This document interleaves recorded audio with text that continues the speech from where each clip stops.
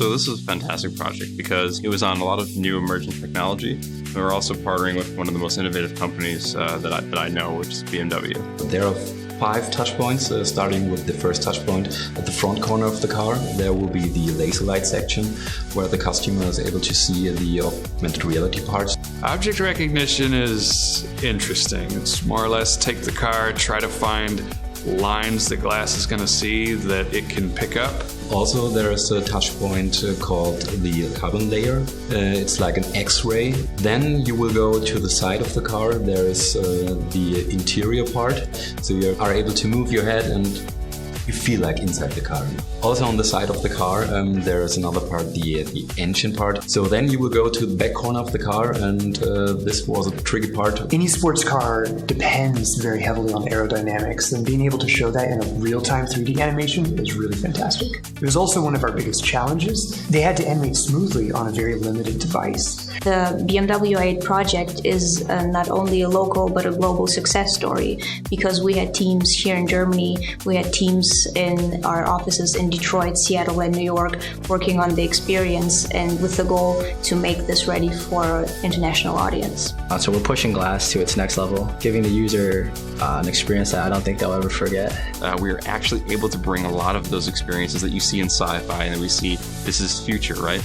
We're doing that now. Different companies like BMW or Mediaplus or Serviceplan are working together and bring them all together on a table and clarify all the necessary stuff. This was challenging. I think the biggest challenge in innovation management is that when you create innovation, there is no set standard process or standard approach that a group can follow or rely on. Combining Google Glass with a new car, and you have a blank canvas, so nothing is defined. Starting from scratch is just like designers dream to make something unique.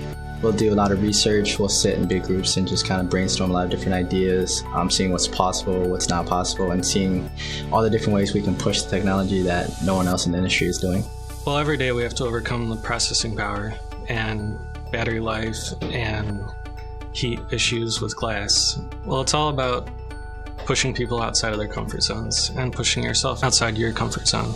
Pretty much everybody is in an experimental mode on this, and we all feed off each other. We like to fail quickly. We like to prototype and tinker and experiment with new pieces of technology and figure out what works and what doesn't. You have to have problems, you have to have things not going right, and then it's the people that work on those problems to fix them and make it great and make it work.